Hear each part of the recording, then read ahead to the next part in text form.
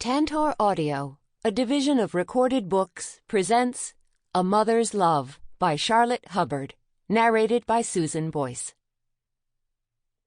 Chapter 1. Rose Raber looked away, so Mama wouldn't see the tears filling her eyes. As she sat beside her mother's bed, Rose prayed as she had every night for the past week. Please, Lord, don't take her away from me. I believe you can heal my mother's cancer. Work a miracle for us, if you will. Tonight felt different, though. Mama was dozing off more, and her mind was wandering. Rose had a feeling that Mama might drift off at any moment and not come back. "Was church today?" Mama murmured. "I don't recall that you and Gracie went." "We stayed here with you, Mama," Rose reminded her gently. "I didn't want to leave you by yourself." Her mother sighed. As she reached for Rose's hand, Rose grasped it as though it could be a way to keep Mama here, to keep her alive. They didn't speak for so long. It seemed Mama had drifted off to sleep, but then she opened her eyes wide. "Is Gracie tucked in?" Although Mama's voice sounded as fragile as dry, rustling leaves, a purpose lurked behind the question. "Yeah, she is. But I'll go check on her," Rose replied, eager for the chance to leave the room and pull herself together. All that fresh air from planting some of the garden today should make her sleep soundly. Gracie was excited about doing that. She asked me how long it would be before the lettuce, peas, and radishes shot up. Mama chuckled fondly, remembering. Then she gazed at Rose, with her eyes fiercely bright in a face framed by the gray kerchief that covered her hairless head. "When you come back, dear, there's something we must discuss." Rose carefully squeezed Mama's bony hand and strode from the bedroom. Out in the hallway, she leaned against the wall, blotting her face with her apron. Her 5-year-old daughter was extremely perceptive. Gracie already sensed that her mammy was very, very ill, and if she saw how upset Rose had become, there would be no end of painful questions, and Gracie wouldn't get back to sleep. The three of them had endured a heart-wrenching autumn and winter, after a fire had ravaged Dat's sawmill, claiming Rose's father, Myron Fry, and her husband, Nathan Raber, as well. The stress of losing Dat had apparently left Mama susceptible, because that's when the cancer had returned with a vengeance, after almost 30 years of remission.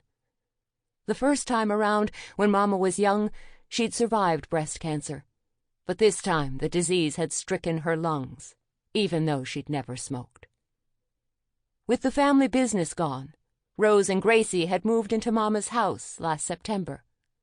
Rose had sold her and Nathan's little farm so they would have some money to live on and to pay Mama's mounting bills for the chemo and radiation, which had kept her cancer manageable.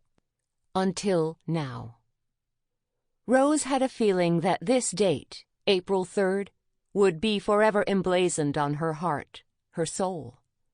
Little Gracie has lost so many who loved her, Rose thought, sending the words up as another prayer. She composed herself, took a deep breath, and then climbed the stairs barefoot. She peeked into the small bedroom at the end of the hall. The sound of steady breathing drew Rose to her daughter's bedside. In the moonlight, Gracie appeared carefree, breathtakingly sweet as she slept. Such a gift from God this daughter was, a balm to Rose's soul and to her mother's as well. For whatever reason, God had granted Rose and Nathan only this single rosebud of a child, so they had cherished her deeply. Rose resisted the temptation to stroke her wee girl's cheek, feasting her eyes on Gracie's perfection instead. She'd seen some religious paintings of plump-cheeked cherubim, but her daughter's innocent beauty outshone the radiance of those curly-haired angels. Rose quietly left Gracie's room. Standing in her daughter's presence had strengthened her, and she felt more ready to face whatever issue Mama wanted to discuss. Rose knew of many folks whose parents had passed before they'd had a chance to speak their piece, so she told herself to listen carefully, gratefully, to whatever wisdom Mama might want to share with her. Instinct was telling her Mama only had another day or so. Pausing at the door of the downstairs bedroom, where Mama was staying now because she could no longer climb the stairs, Rose sighed. Mama's face and arms were so withered and pale. It was a blessing that her pain relievers kept her fairly comfortable. When Mama realized Rose had returned, she beckoned with her hand. "Let's talk about this before I lose my nerve," she murmured. "There's a stationery box in my bottom dresser drawer. The letters inside it will explain everything." Rose's pulse lurched. In all her life, she'd never known Mama to keep secrets. But the shadows beneath Mama's eyes and the fading of her voice warned Rose that this was no time to demand an explanation. Rose sat down in the chair beside the bed again, leaning closer to catch Mama's every faint word. "I hope you'll understand what I've done," Mama mumbled. "I probably should have told you long ago, but there just never seemed to be a right time. And I made promises. Your dad believed we should let sleeping dogs lie." Rose's heart was beating so hard she wondered if Mama could hear it. "Mama, what do you mean?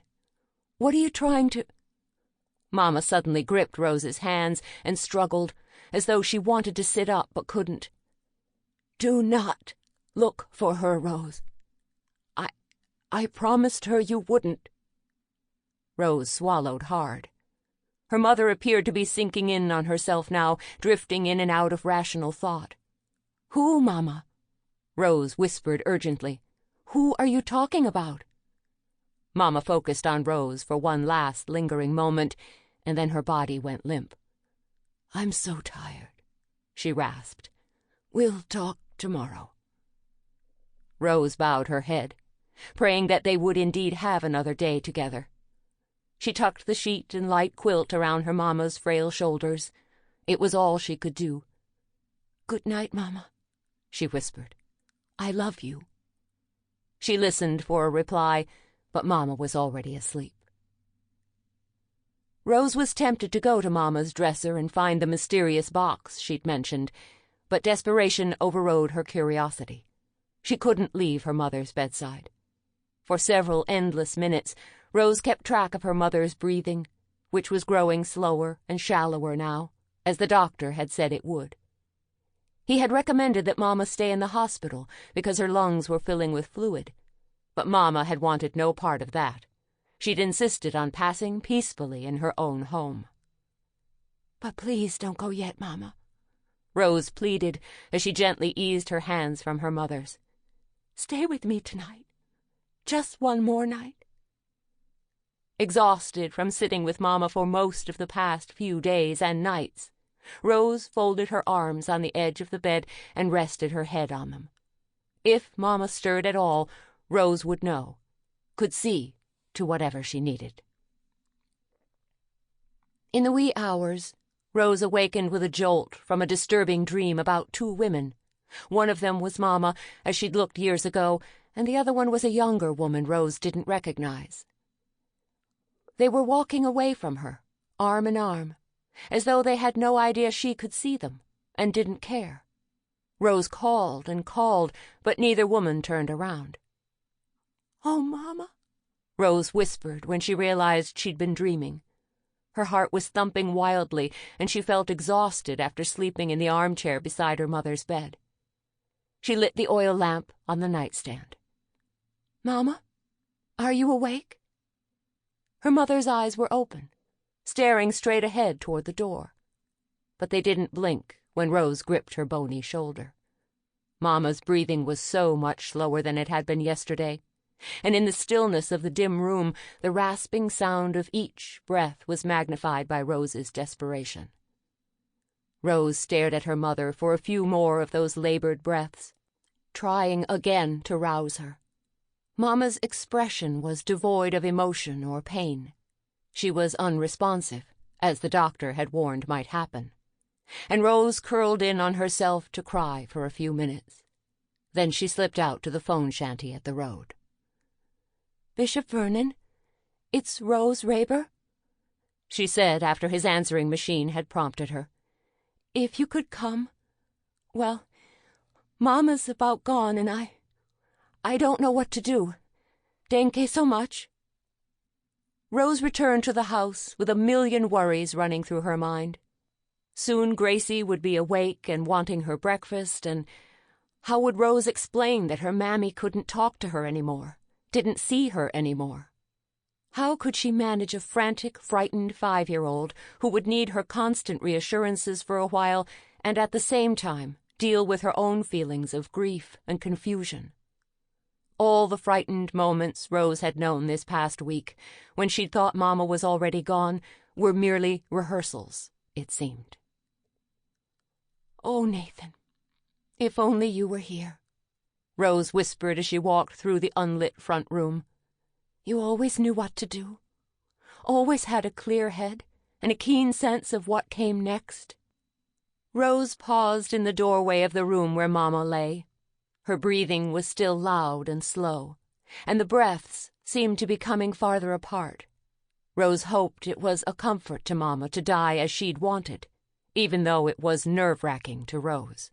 There had been no waiting, no doubts, the day she and Mama had returned from shopping in Morningstar to discover that the sawmill had caught fire from the saw's sparks. The mill, quite a distance from any neighbor, had burned to the ground, with her father and husband trapped beneath a beam that had fallen on them. Their men's deaths had been sudden and harsh, but quick. No lingering, no wondering if she could be doing some little thing to bring final comfort. Once again, Rose sat in the chair beside Mama's bed, and then rested against the mattress as she'd done before. The clock on Mama's dresser chimed 3 times. It would be hours before the bishop checked his phone messages. Rose didn't want to rustle around the kitchen for fear she'd waken Gracie, so she placed a hand over her mother's and allowed herself to drift. Chapter 2. Rose awoke from a doze to realize someone was knocking on the front door. By the time she roused herself, Bishop Vernon Gingrich and his wife Jerusalem were entering the front room. Vernon's rosy face, usually lit with a beatific smile, appeared solemn. "Rose, I'm sorry you're having to deal with your mother's passing alone," the bishop said as he reached for her hands. Jerusalem hugged Rose hard. "We came as soon as Vernon heard your message," she said. Jerusalem felt warm and stalwart, as though she'd dealt with death enough times that she no longer feared it. "Maybe Gracie would be better off with me today, seeing's how you have no family members close by to keep her until your vigil is finished." Gratitude filled Rose's heart. Her only remaining relatives lived in Indiana. "That might be best, yeah. She's still upstairs asleep." "I'll get her dressed and tell her what a good time we'll have today," Jerusalem said with a smile. "Don't worry about her, Rose. We have goats and cows and newly hatched chicks and all manner of distractions at our place." "Denke so much," Rose murmured. Vernon had recently remarried, and Jerusalem had been a Madel schoolteacher until she'd met him. Always ready with a game or a song when kids were around, and Gracie adored her. As the steely-haired woman started up the stairway, Rose glanced at Vernon. "Mama's in this room, Bishop. She'll be comforted to know you've come." The bishop hung his black hat on a peg near the door and followed Rose into the back room. He stopped a few feet from the bed to observe Mama, who lay staring straight ahead, unseeing. Vernon stroked his snow-white beard as the sound of her breathing filled the room. "We can be grateful that your mother's beyond her pain," he said softly. "Her soul has heard God's call, and her body is preparing itself so she can go to meet him. It will all happen in the Lord's good time, and our job now is merely to wait. They say the sense of hearing is the last to go. So let's pray for her, shall we?" Rose joined Bishop Vernon at the bedside, bowing her head as he took her hand and placed his other hand on her mother's shoulder. "Dear Lord and Father of us all," he intoned, "we give thanks that you never leave us, and that you are caring for your daughter Lydia, preparing her a place with you in heaven. Bless Rose with the strength and wisdom she'll need to wait and watch, and to tend to her burial. We thank you for the good life Lydia lived, and for the promise that she will soon ascend to be with you. We pray these things in Jesus' name. Amen." Rose let out the breath she'd been holding. Upstairs, she heard Gracie talking excitedly to Jerusalem, and it made her smile. "Do you want me to stay with you?" Vernon asked. "Some folks get uneasy, being alone with a loved one who's about to die." The sound of footsteps coming down the upstairs hallway, some of them quick and some slower, determined Rose's reply. "I'll be fine, knowing that Gracie's with you," she said as she started for the doorway. "If you take her with you now, she won't be frightened by her mammy's condition." Vernon nodded and followed her from the room. Rose put on a bright smile and held out her arms when she saw her daughter bouncing down the stairs, wearing her favorite yellow dress and a fresh white pinafore. Wisps of strawberry blonde hair escaped Gracie's cap, and her smile lit her entire face. "Mama, we're gonna milk the goats," Gracie cried as she launched herself toward Rose's arms. "And we gotta count the baby chicks. You'll have the best time ever with Jerusalem and the bishop," Rose said as she held her daughter close. "You can say your alphabet and your numbers. And play games," Gracie added. "And maybe bake cookies." Rose smiled gratefully at Jerusalem as the older woman reached the bottom of the steps. "It'll be a wonderful time, because you'll be a good guest while you're at the bishop's house, yeah?" Rose asked purposefully. "Yeah, Mama," Gracie said as she wiggled to get down. "We're having French toast for breakfast, so we better get going." Jerusalem chuckled as she took Gracie's hand.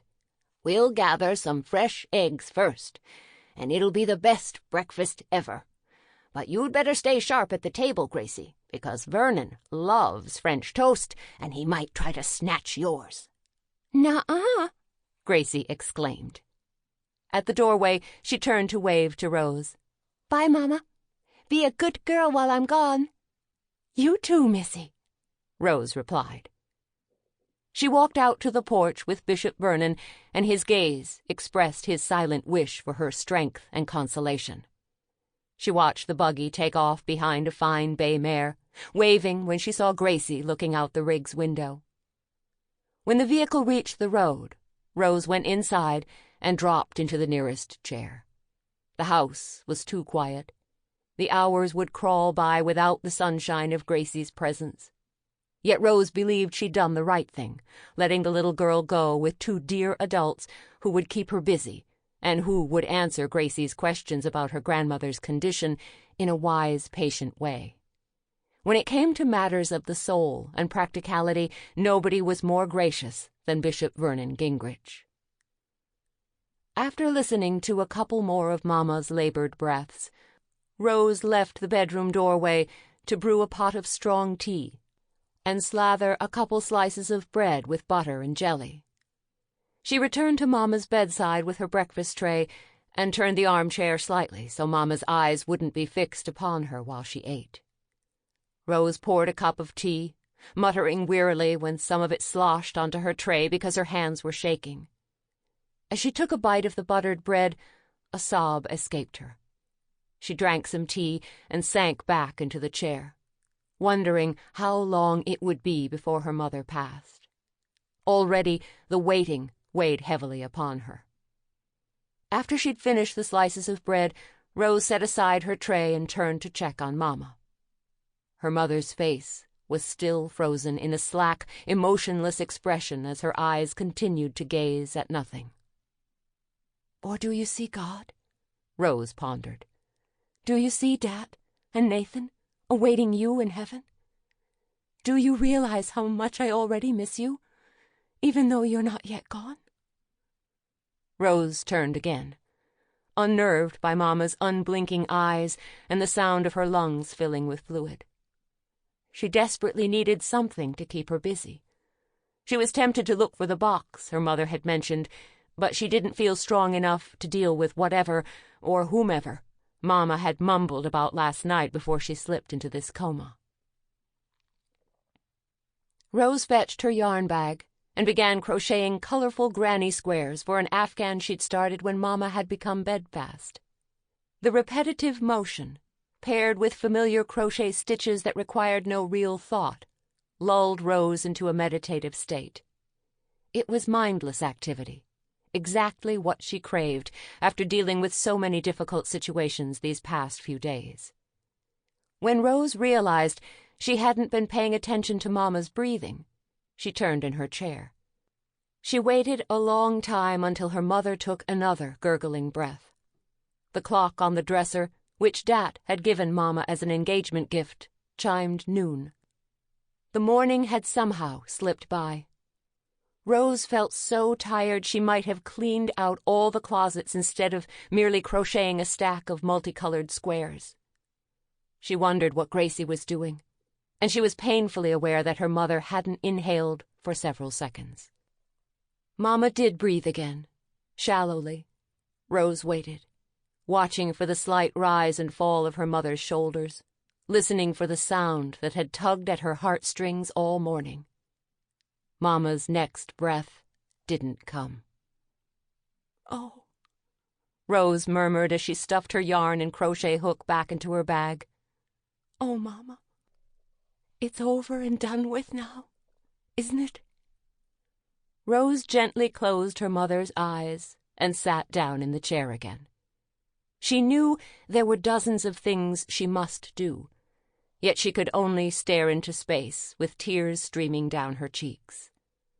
Rose didn't know how much time had passed before she was able to go to the kitchen to start a list of things she needed to do.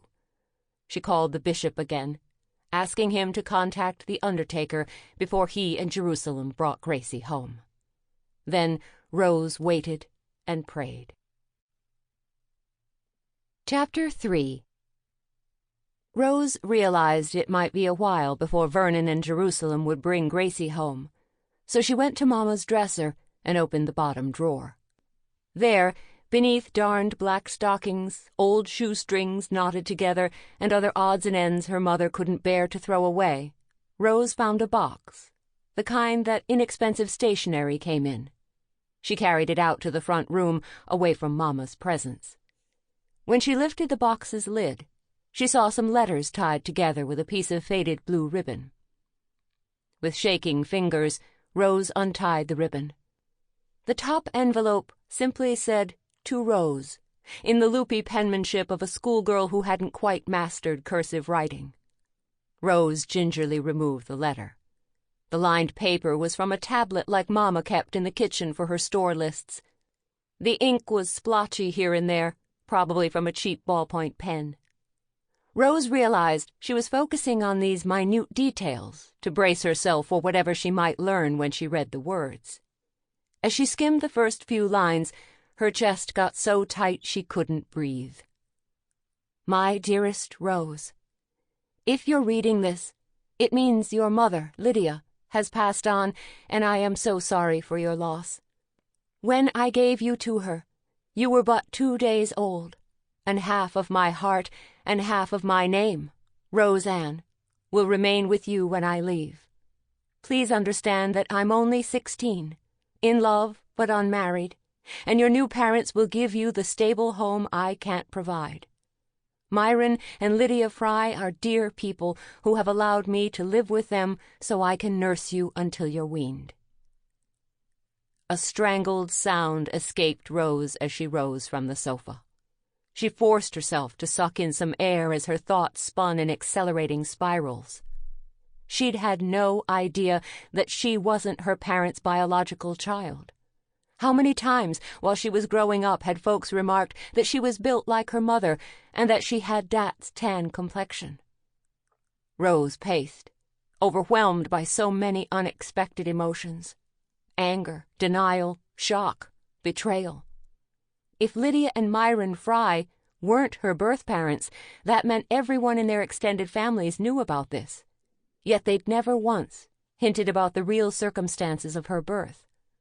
Had her entire life been a lie? It was my parents' place to tell me about this. That's why no one else spoke up. Rose took a deep, shuddery breath as other uncomfortable thoughts occurred to her. Her birth mother hadn't been married. As the old order saw it, Rose had been conceived and born in sin.